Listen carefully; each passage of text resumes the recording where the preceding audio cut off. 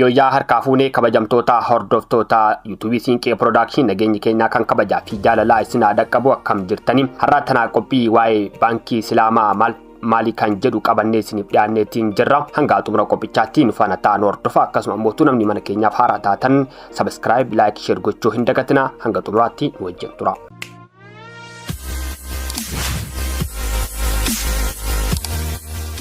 Baankiin Islaamaa faayidaa Itoophiyaaf qabu maalidha? Baankiin dhala hin qabne yookiin dhalarraa bilisa ta'e Islaamii baankii jedhamu waamama. Baankiin Itoophiyaa fi haaraa ta'e kun biyyoota adda addaatti maqaa garaagaraa qaba. Waggoota muraasa dura baankiin biyyaalessa Itoophiyaa baankii addatti yookiin qofatti tajaajila dhala hin qabne kennuu akka hundaa'uuf eeyyamamaa ture. Yeroo soma garuu murteen kun gara tajaajila foddaa jechuunis baankileen tajaajila dhala qabu kanneen biraa tajaajila dhala hin qabne akka eegalan eeyyamameefi baankiiwwan tajaajila dhala hin qabne dura aantummaa kanneen eegalan keessaa baankii intarnaashinaali Oromiyaa isaan gabaati. Gabaa gurraacha irratti gatiin doolaara maaliif gadi cabe? Doolaara diiyaaspooraa tokko humni bittaa birrii hir'achuun dhiibbaa akkamii qaba kan jedhu gaafii yoo ta'u isaan kanneen hafumootu as keessatti ilaalla. Baankichi waggoota 10 darbaniif pirezidaantii ta'uun tajaajilaa kan jiran obbo Abbee Saanoon murtiin mootummaa yeroo san waan komii kaasuu hin turre jedhu waan hin beekneef sodaa qabu. It is the fear of the unknown waan hamma kana komiidhaaf ga'u miti. Biyya kanatti haalli itti eegale kanarraa fagoo miti. Garuu tajaajila baankii Islaamaa yookiin baankii dhala hin qabne jedhamu kun namoota hedduuf ifa ta'uu dhiisuu mala waan ta'eef maalummaa isaa tokko tokkoon haa ilaallu.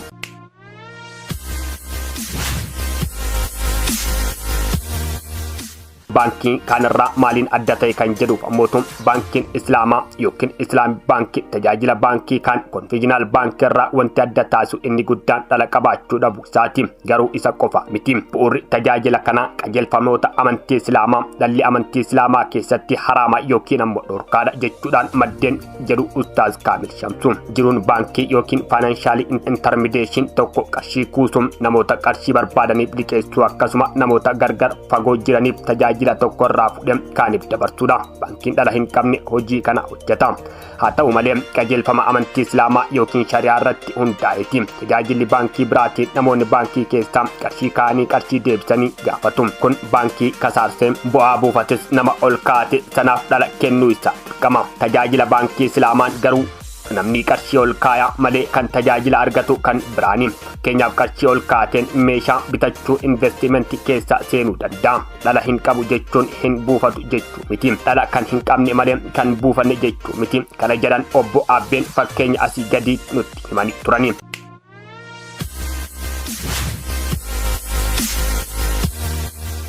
Osoo konkolaataa birrii 100 namni tokko bitee barbaade namichi duubeedhaan waan deebisuuf baankiin birrii 130 bitee kennaafi qarshiin 30 bu'aadha jechuudha. Namichi harkatti erga takkaa waan hin kaffalleef duubeedhaan waan ta'eef baankichi qarshii 30 itti dabalee baankiin qarshii namichaa kennuu baatus baankichi bu'aa isaa qurxiidhaan gaafata. Kana jechuun baankii isaa dhala ji'aan kan dhalu osoo hin taane dafa dura bu'aa kiyya itti dabale yeroo itti kanfalu irratti addaan qoodee akka kanfalu godha jedhani.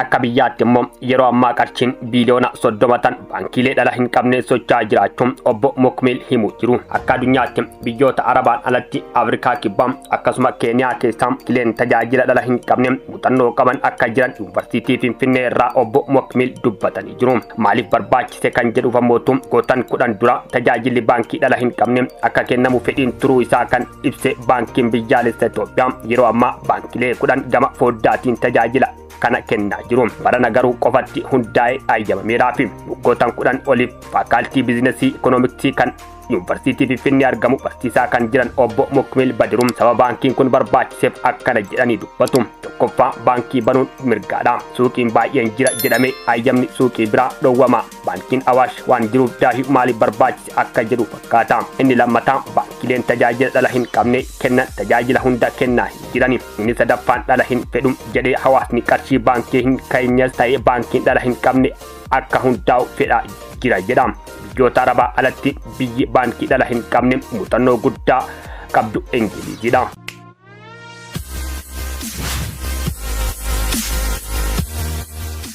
namoonni baankii hin dhaqne kanneen amantiidhaan ta'e ilaalcha dhala hin barbaadu jedhu irraa madda. Kanneen tajaajila baankii hin qabne arganne taasisuun ammoo qollifannaa hawaasaa fida jechuudha.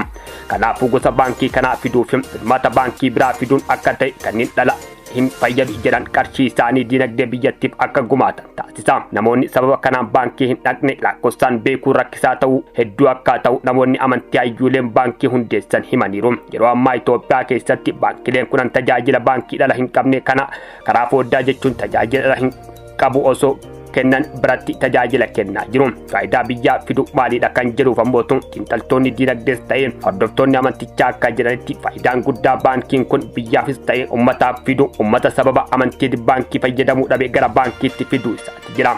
Koree fala barbaaddu hawaasa musliimaa keessatti qooda qabaniin kan beekaman Ustaaz Kaamil Shamsuu sababa kanaan namoonni rakkataa turan jechuun ibsu. Rakkoon biyya kanaa hiyyummaadhaan kan jedhan Ustaaz Kaamil sababa kanaan hordoftoonni amantichaa deeggarsa dhabanillee faayinaansii irraa dhabuu himu. Kana jechuun immoo hawaasni musliimaa hamma gumaacha qabu akka hin gumaanne dhorkuu isaati dubbata. Industirii banuuf namni tokko yoo dhibbeentaa 60 qabaate mootummaa dhibbeentaa 80 kennuufi mala. Kan immoo uummanni musliimaa hojjechuu hin danda'u jechuudha. Hojjechuu dhabuun isaa biyyaaf miidhaa jira jechuudha. Hojiin isaa dhala irratti hundaa'e waan ta'eef abbaa baankii ta'uu hin danda'u jedhani. Sababa kanaan lammiileen amantichaa hordofan tajaajila hin arganne ta'aniiru. Fakkeenya biraa yoo nuuf kaasan obbo Mukammil namoonni hedduu ta'anii carraa mana kondominiyeemii dabarseera sababa amantii kan ka'e jedhanii. Asirratti garuu hordoftoonni amantichaa harka meeqataan tajaajila baankii kana dhabaniif akka fayyadamu dhaban lakkoofsa ibsu nutti himani. Tajaajila eegaluun isaa immoo lammiilee tajaajilichaa fedhaniif gammachuudhaan dinagdee biyyaafis utubaa dabalataati. Qarshiin baankii alaa mana keessaa ta'ee akka baankii seenu taasisa. Dabalataanis namoota hojii uumuu danda'an garuu baankii amanuu dadhabanii akka beekumsa isaaniitti fayyadamanii gargaaram yaada jedhu qabu obbo Abbeen. Obbo Mukmil yaada kanaan walii galu. Baankiin dhala hin qabne adeemsa bu'aa ta'e kisaaraa qoodachuu waan hordofuuf dargaggoota yaada qabanii qarshii dhabaniif oduu dansaati jedhama. Dabalataan yeroo rakkoon dinagdee addunyaa jeeqee baankileen dhala hin qabne garuu akka rakkoo hin seenin himu. Kunis hojii isaanii akka tajaajila baankii kaanii adeemsa faayinaansii tilmaama irratti hundaa'e osoo hin taane qabeenyaa fi oomishtummaa irratti waan ta'eef yaada jedhu qabu. Kana biraa immoo baankileen kunniin dhalallee kennuu dhaban namoota isaanii biraa kuufatan irratti dirqama kaa'u. Kunis qarshiin muraasa baankichaa hiyyeessaaf qoodaa akka gumaata gochuudha jechuudha obbo Mukmil. Baankileen dhala hin qabne biratti kanneen akka alkoolii fi kan hawaasa miidhaa jedhamee yaadamaniif liqii hin kennu. Herreega akka bananiifis hin heeyyamu jedha hayyuun kun. Presentational Gray Line gosoota tajaajila Islaamii baankii murhabbaa Itoophiyaa keessatti tajaajila dhala hin qabne baay'inaan kennamaa jiru kanaadha. Baankileen 10 tajaajila kana kennaa jiru. Fakkeenyaaf namni tokko konkolaataa bitatuu barbaade haa jennu. Maamilli tokko karaa murhabbaa konkolaataa bituu nan barbaada yeroo jedhu baankiin fedhii isaa yookiin isheen irratti hundaa'uun konkolaataa bitaafi.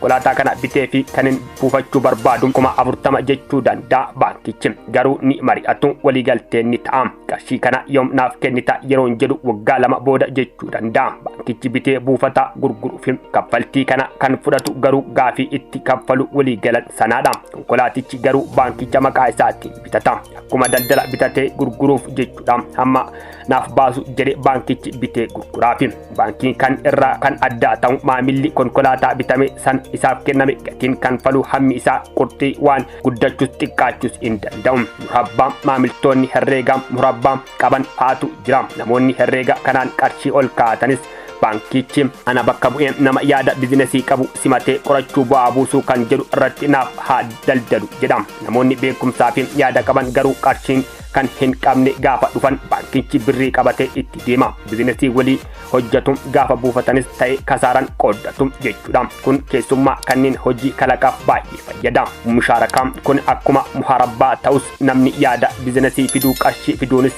hirmaata. Gabaabumatti bizinesii shariika hojjetamu jechuudha. Yeroo buufatus yeroo kasaare walumaani. Diminishingi mushaarakaan kun immoo gahee shariika suuta qooda isaa xiqqaachaa deemuudha. Keenyaaf namni tokko mana bitachuu barbaade haa jennu gatiin manichaa miliyoona tokko osoo ta'e maamilli 400,000 qofa osoo qaba jedhem baankiin immoo 600,000 kanfalaafi lamaanuu qarshii kana itti baasanii fi manni kan lamaaniitu jechuudha. Manni kireeffamee jira yoo ta'e namichi kiraa manaa irraa argame baankii kanfala. Boodarra baankichi akka waliigaltee qabaniin buufatee namichaaf manichi itti dhiisa.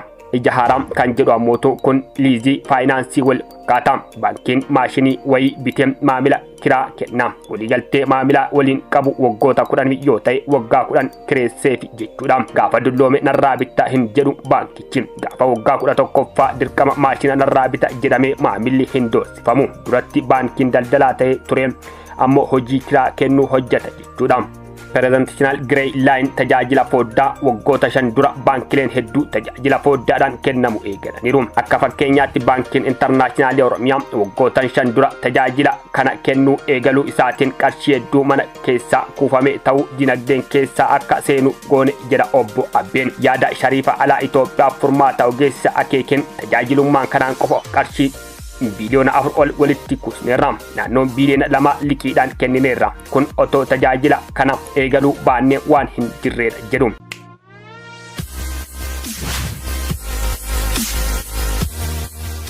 Kapitaalli kun qabeenya baankii tokko yoo caala. Kanniin booda kana dhaabbata keessaa kan jedhan obbo Abbeen baankiin isaanii damee kanaan qofa miseensota 300,000 ol horateera. Kanaanis waggaa darbe qofa naannoo miliyoona 194 buufateera. Ustaaz Kaamil garuu tajaajilli fooddaadhaan kennamu hawaasa hedduun gara baankii hin finne yaada jedhu qabu.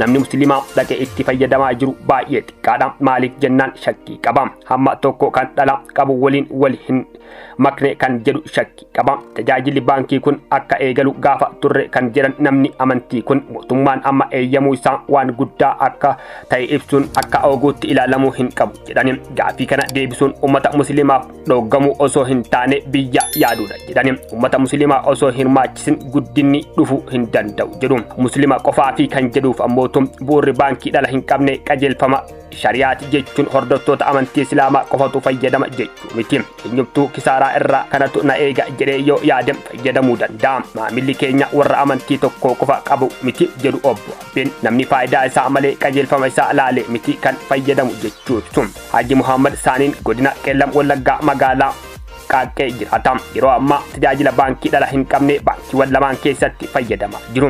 Erga baankiin dhala hin qabne dhufee achumaan ka'aa jirra kan jedhan Hajjeen erga dhihoo as uummanni baadiyyaayyuu qarshii baankii keewwata jira jedhani. Yeroo sana mallaqa baankii kaawwannu baay'eedhuma hin qabnu. Kuma yaada abbaatiin kan dhala nyaatus jira kan dhala hin nyaannes jira. Kaachuuf garuu hunduu inuma kaawwata. Baankiin kun musliima qofaaf yaanni jedhu rakkoo hubannooti jedhu obbo Mokmil. Kanaafis itti fayyadamuu qofa osoo hin taane baankichi hundeessuun illee danda'u jechuu himu. Guutumaan guututti baankiin tajaajila dhala hin qabne qofatti hundaa'uuf socho'aa jiru. Kana jechuun kanaan dura baankileen tajaajila kennan biratti fooddaa biraa kan dhala hin qabne kennaniif yaaddoo ta'u mala. Hojii gaarii hojjanne maamiloota keenya hammachuu baanne hamma tokko dhiibbaa ni qabaata jedhu pirezidaantiin baankii intarnaashinaali Oromiyaa. Gama kanaan immoo tajaajilli baankii dhala hin qabne irratti muuxannoo kan qaban baankileen kanaan dura hojjetaa turanidha. Kana jechuun haaraa hundeessuun kanneen dura jiran hojiin ala taasisa miti yaada jedhu qabu obbo Mokmil. Hanqinni jaarmiyaalee tajaajila kana irratti barumsa yookiin leenjii kennan dhiibuun garuu yaaddoodha jedhu.